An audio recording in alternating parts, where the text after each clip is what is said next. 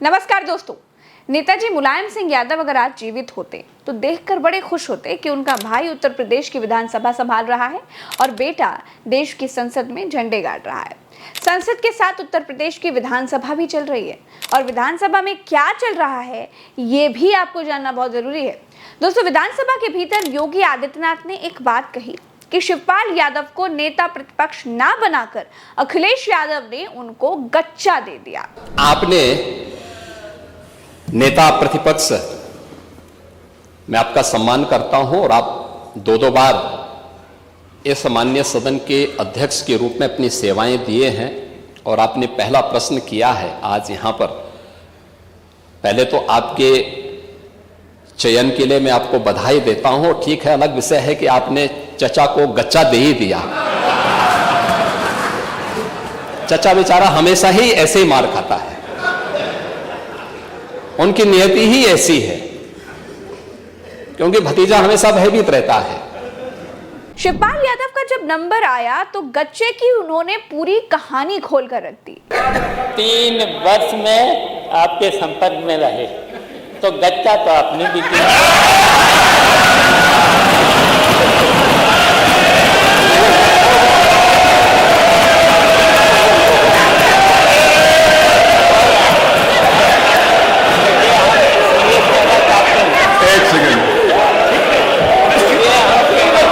तो आपको आदत हो जानी चाहिए। अजय जी, जब आपने गच्चा दिया तो उत्तर प्रदेश इस चुनाव में पीछे रह गया, बहुत पीछे चला गया। समाजवादी पार्टी आगे हो गई और फिर अब देख लेना 27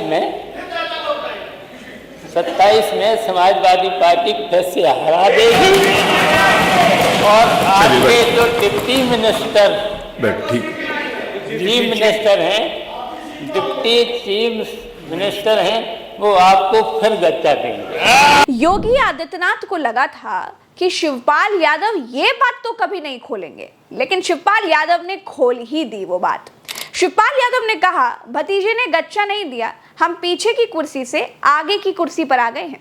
माता प्रसाद पांडे को नेता प्रतिपक्ष बनाना हम सभी का फैसला था, गच्चा तो आपने दिया है। आज आखिरकार शिवपाल सिंह यादव ने मान ही लिया कि वो 3 साल बीजेपी के संपर्क में थे, लेकिन बीजेपी ने उनको गच्चा दिया। अब समझने वाली बात यह है दोस्तों कि अगर बीजेपी ने शिवपाल यादव जैसे धुरंधर व्यक्ति को गच्चा दे दिया, अगर बीजेपी ने शिवपाल यादव जैसे समाजवादी चाणक्य को गच्चा दे दिया, तो वो बीजेपी यादव खानदान की छोटी बहू अपर्णा यादव को क्या देगी। शिवपाल यादव 3 साल बीजेपी के संपर्क में रहे। अपर्णा यादव को 2022 से 2024 तक 3 साल होने को है, लेकिन आज तक बीजेपी ने उनको कुछ नहीं दिया। क्या अपर्णा यादव को भी गच्चा मिलने वाला है? शिवपाल यादव ने ऐलान किया है कि 2027 में बीजेपी की हार होने वाली है और समाजवादी पार्टी की सरकार बनने जा रही है।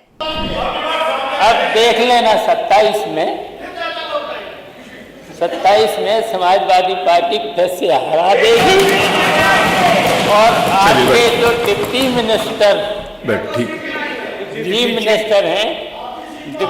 चीफ मिनिस्टर हैं वो आपको फिर गच्चा देंगे। दोस्तों, शिवपाल यादव यूपी विधानसभा में मोर्चा संभाल रहे थे और अखिलेश यादव दिल्ली में डटे हुए थे।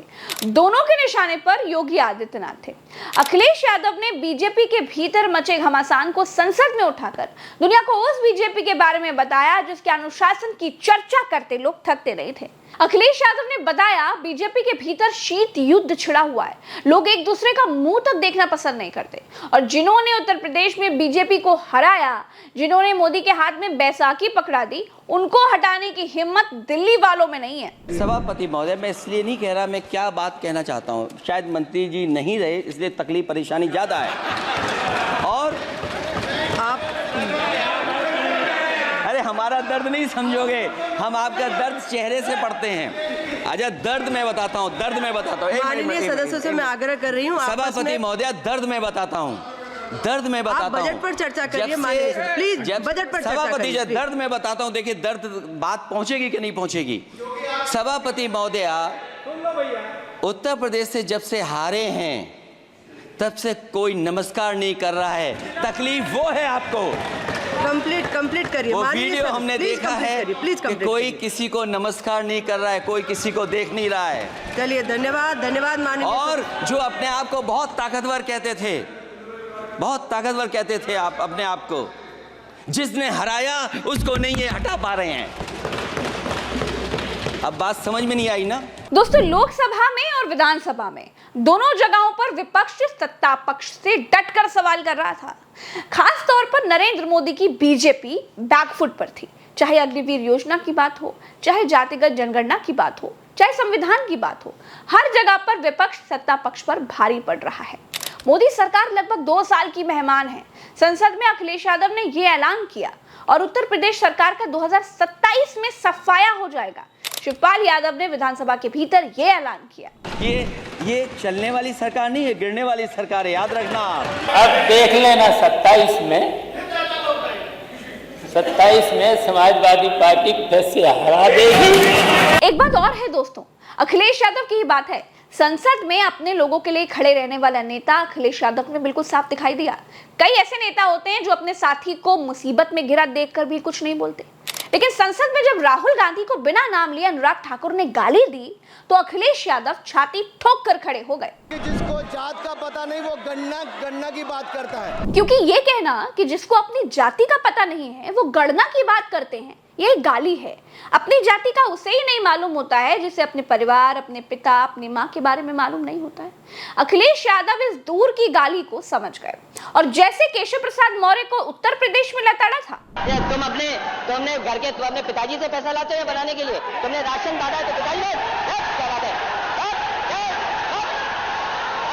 सभापति महोदय, इनसे ये पूछना चाहता हूं, आपने जाति कैसे पूछ ली, ये बताइए बस। आप जाति कैसे पूछ सकते हैं? आप बताएं, जाति कैसे पूछ सकते हैं? आप पूछ के दिखाओ जाति तुम। आप जाति कैसे पूछोगे तुम?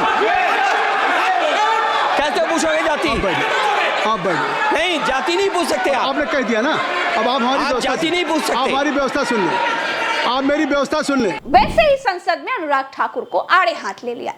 यूपी में अखिलेश यादव तब ऐसे लड़े थे जब उनके पिता को केशव प्रसाद मौर्य ने गलत लहजे में शब्द कहे थे और संसद में अपने गठबंधन दल के साथी के लिए वो लड़ गए थे। इसे मालूम चलता है कि अखिलेश यादव अपने साथियों का साथ देने वाले नेता हैं, उनके साथ कंधे से कंधा मिलाकर चलने वाले, हर परिस्थिति में खड़े रहने वाले नेता हैं, जड़ काटने वाले नेता नहीं है। दोस्तों, अभी के लिए इस वीडियो में इतना ही। मुझे दीजिए इजाजत। नमस्कार। चैनल को सब्सक्राइब करना मत भूलिएगा।